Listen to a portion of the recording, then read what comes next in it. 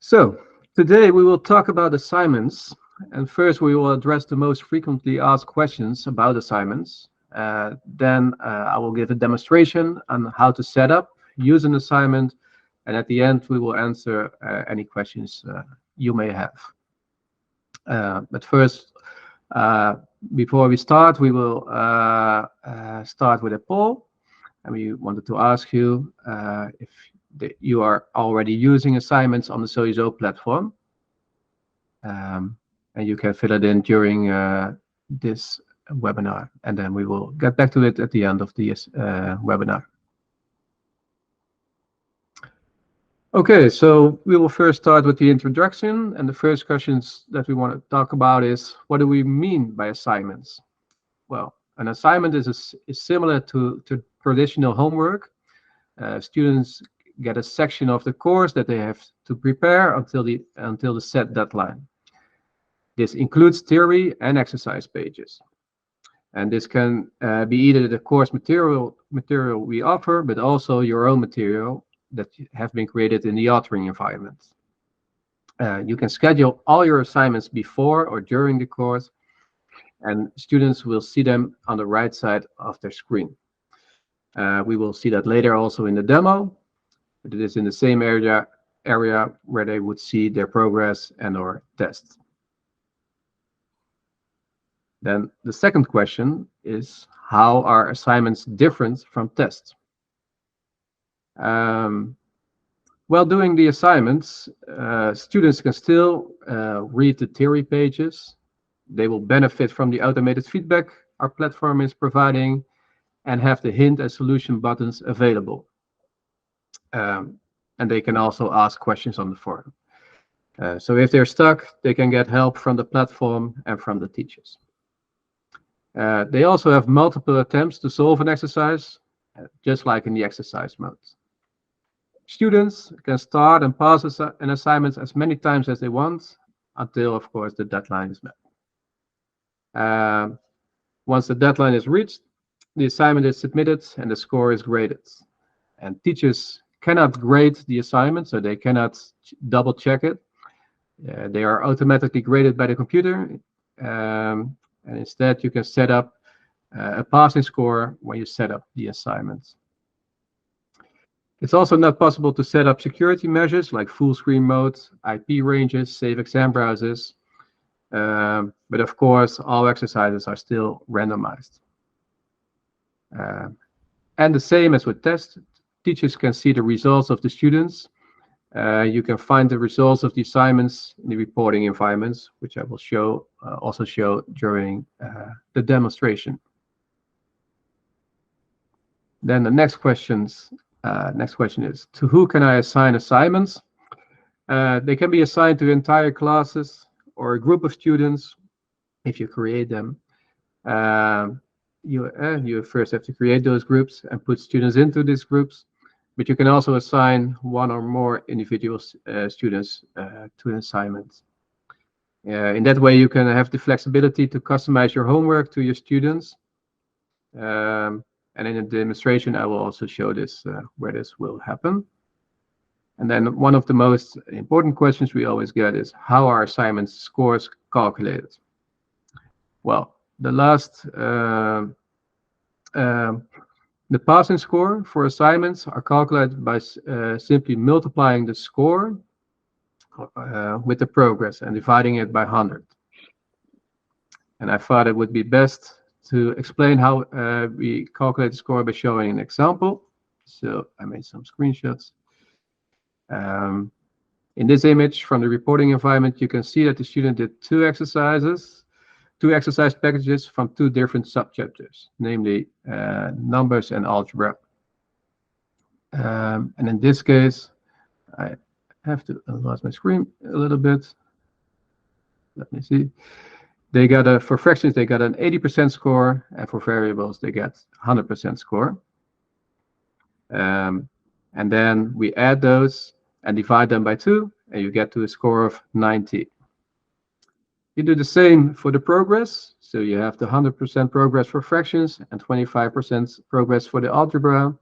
You add them, divide them by 2, and you add up. round up 63. But now we go back to the passing score, how it's calculated. So it's the score times the progress divided by 100. So the score that you just saw, the 90, is not the final passing score. That is 90 times 63 divided by 100. So that's the passing score of the student is, or the score that the student got for the passing score is 57. So this is important to keep in mind. And then I think it's time that we go to the demo. I will share my screen from a teacher perspective. Let me see. Yeah. Yes, it's sharing. You all know the platform. And when you go to the teacher tab, you will be able to create an assignment. But before doing this, you have to make sure that the right course material is selected, because all the assignments are based on the course material. So you first have to set this up. And if you want to assign the assignments to certain groups, you first have to set up the groups over here. Now, if that's done, it's time to create an assignment.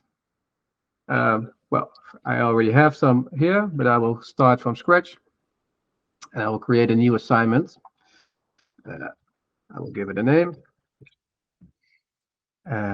Then we will set a period in which the assignment is available for students. As you can see, it's also possible to set a start date, so you can already schedule your upcoming assignments. And when the start date is not met, the students will see the assignments, but it will be grayed out. And that is when the assignment is made available via this toggle, the Make Assignment Available toggle. This way, you can give the students insights into the number of assignments that are coming, but you as a teacher can control when the assignments can be made. If you're in a different time zone, you can also set it to your own time zone, so you don't have to calculate the correct time. Next up is the passing score we just talked about. So once again, the required score is calculated as score times progress divided by 100. You can set this up to anything between 0 and 100%. There's also a possibility to set a minimum required progress by the student. This means that although a student can meet the passing score, it can be the case that the student didn't pass the assignment because the student didn't progress enough. In this way, you as a teacher can decide what you find more important and make a nice balance between for the students to pass. Then you can select the exercises you want to use in your assignments. You can choose exercises from the content you prepared for the course, and this can be entire chapters. So you just simply select them, and as you can see, everything is selected. You can also select entire subchapters, but you can also select exercise packages or only theory pages. Finally, you can select your target group for the assignments. This can be the entire class, like this, and then everybody will be selected. But it's also possible to select a group if you created some. So you can just select a group, and then you can see there are only 2 students in this group. And you can also select individual students if you like. But for now, I will just select the entire class. Yes, and of course, don't forget to save your assignment, because otherwise you have to do it all over again. Yeah, you will see your assignments in the overview, and you can create as many assignments as you like, and it's also possible to copy or archive assignments in this class. So this is by these buttons over here, and archived assignments can be restored with one click of a button. So if you ever, well, in this case, go to the archive, you can just hit a button, and then they will get back in the overview of the assignment. So it's just keeping it clean for yourself and having a good overview. Also, you have all the important information here, like the start date, the due date, and you can also make it unavailable with one click of a button if you like. In the near future, it will also be possible to choose to copy the assignments when you copy over a class. At the moment, it's only possible to copy the course material and tests and the users, but that will change before the start of next school years. They are currently working on that you also can copy over the assignments with the class. And then for this part, I will switch to the student view, so you can see what the student actually sees. I just created it, so I have to reload the page. Yeah, there it is. Yeah, and now we see the same order that we just had in the overview. That was the first assignment, the assignment in the future. So the start date is next week or a week after. And the second assignment that we just created. So that's what you see here. And the assignment is available when you start it. So if you hit start as a student, you will see all the exercises that were selected in the assignments overview from the teacher. For the students, it will work exactly the same as practicing, and the student can stop or pause the assignment at any given moment.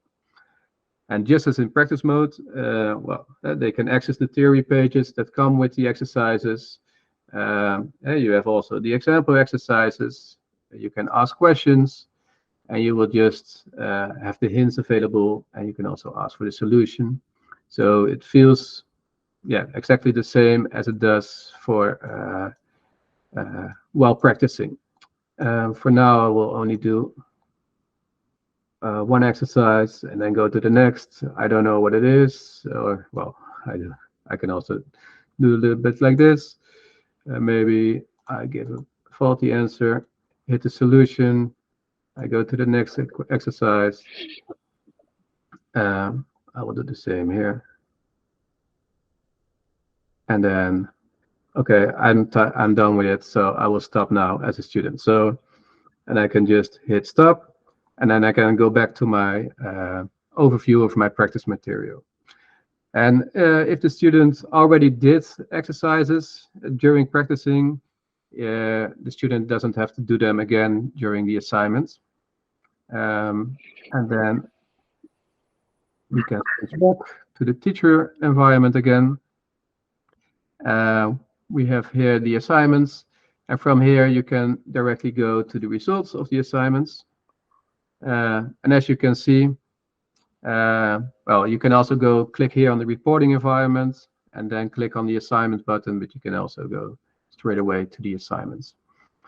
And here you can see whether a student passed the assignments when there's a green check mark. So you can see here, okay, the passing score was 50% and the score of the student was 100%. You can deep dive into these numbers by clicking on the circle. And when you hover over this circle, you see you will see the passing score and the student score. And when you have set a minimum required progress, you will also see it here.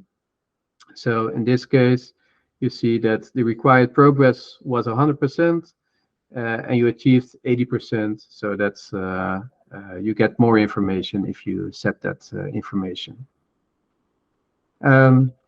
Okay, I think, and this was the demonstration. I hope everything was clear. Absolutely, a very clear explication. I thank you for that. Good to hear. I don't know, because I will have to look at the polls. I don't know if it's closed yet, but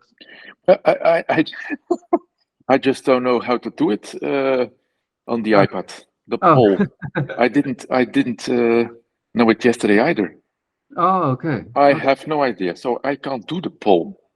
But are you using assignments or not at the moment?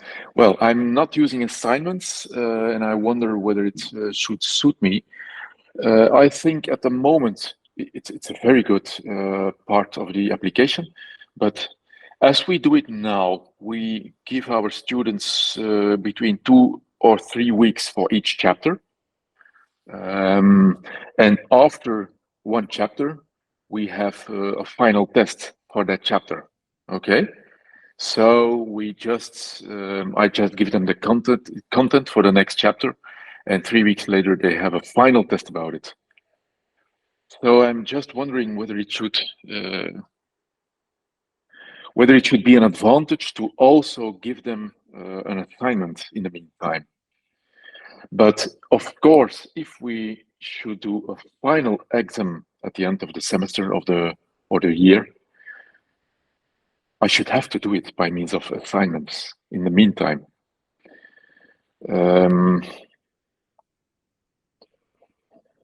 So I don't know whether it's an advantage for our way of working at the moment. You understand? Yeah, no, perfectly. Yeah.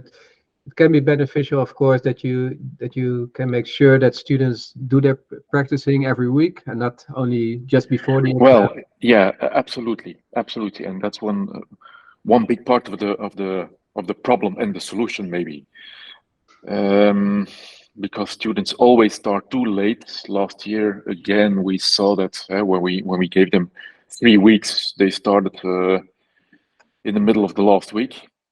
So that's really one of the advantages of making assignments, of course. The only trouble is we're only talking about one chapter, differentials. I have to make an assignment about differentials, which is about exactly the same as the test 1 week later. Yeah. And I don't want to over exaggerate, for example. So I have to think about that. And I can try it. Because one of the big problems with the students, of course, as it is everywhere, is activating them, and assignments is a possible way to activate them.